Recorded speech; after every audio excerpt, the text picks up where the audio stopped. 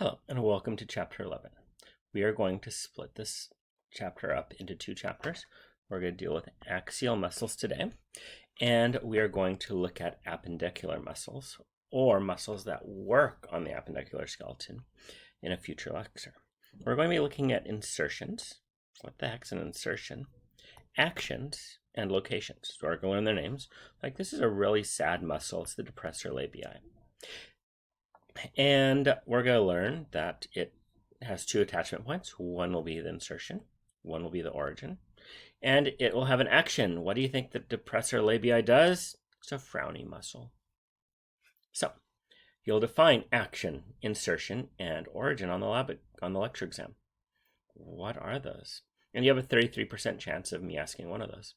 You'll also define synergist. I hate the word synergy, by the way. Prime mover, and antagonist. Isn't that like Lex Luthor or something? So, skeletal muscles. They are attached to bone. So here is the biceps brachii right here. And it's attached to bone in a couple places. It's attached right there on the radial tuberosity. It's also attached on the distal end up here, or the proximal end up here. Now, this end, well, actually, let's look at the brachialis. So I'm actually going to look at the brachialis, even though you haven't heard of it, because it's an easier muscle to demonstrate these on. So the brachialis has two attachment points. One right there on the proximal humerus, the middle of the humerus. It goes over the elbow joint, and it has the other attachment point on the proximal ulna. Sometimes it's called the ulnar tuberosity. And you have the belly of the muscle pretty much in between the two. Now this side is the side that should not move when it contracts. In fact, it's very hard for that end to move. That's why we're not doing the biceps. It actually can act on its origin. So this is the origin. This is the attachment point that should not move. We're going to learn there's some muscles like the brachioradialis right there that actually act on their origin, the sartorius, the sternocleidomastoid. They can all actually act on their origins, but generally the origin is the part that does not move, and it's usually closer to the trunk, usually. The insertion is the end that moves. So the insertion of the brachialis, is the proximal ulna or the ulnar tuberosity. And this is the side that's going to move. And when it moves, it causes the elbow joint to bend back towards the body, which is called flexion. So what it does is the action.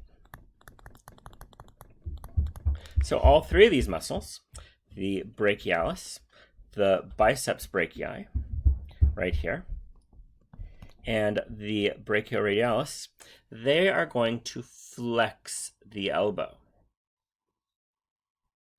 Now, muscles are arranged in groups. So here we have the quadriceps group. We have one muscle there, one muscle there, one muscle there. And if your knee is bent like this, the quadriceps group is attached there. That would be the insertion. And what's going to happen is it is going to cause you to kick your leg up. It's a leg extensor. Now, on the other side of your leg, you have the hamstring group right there. It is attached to this side. It is going to cause you to actually flex your knee. So right now, this girl is using her hamstring to keep this leg flexed, whereas she is using her quadriceps group to keep this leg extended. So muscles are in groups that generally oppose each other. So they're arranged in groups. And they're divided three ways. The prime mover, or agonist, is the one that's doing most of the movement. So to flex at your knee, your hamstring group is going to be doing the flexing. The antagonist counteracts it. So if this person wants to then kick the ball, they're going to use their quadriceps group on the other side, and that's going to cause her to extend her leg. So it's going to counteract the prime mover. Synergists are helping with the action. So a synergist aids things. So over here, we have the tensor fascia latae. That is actually helping keep her IT band straight, her knee straight, everything extended. I am sure the gracilis right here on the other side is also helping to keep the knee straight. There's all sorts of hip flexors going on in here too. So synergist helps to stabilize things. So the gracilis and the IT band are going to stabilize the knee. The hip flexors are stabilizing the hip. We're actually going to learn some really weird muscles under the gluteal group that basically work to help stabilize the hip as well. So I'm going to ask you one of these 3 words on the test.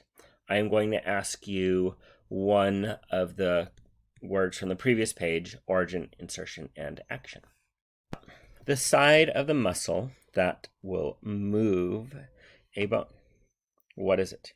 Insertion, action, origin, or innervation? Well, we have the humerus and the ulna right here. I told you I flunked art. And we had the brachialis. One attachment point is there. It's going to go across the joint, and the other attachment point is there. So this is the brachialis. Now, this end is further from the body, and this is the side that's going to move. When the muscle contracts, this is going to flex. This side is closer to the trunk, and it better not move. So this was the origin, and this was the action. This was the insertion. So, which is it? The insertion is the side that will always move. Origin, some muscles will move at the origin, but they're bad boys. Which is the side that will not move the muscle then? So the origin will not move.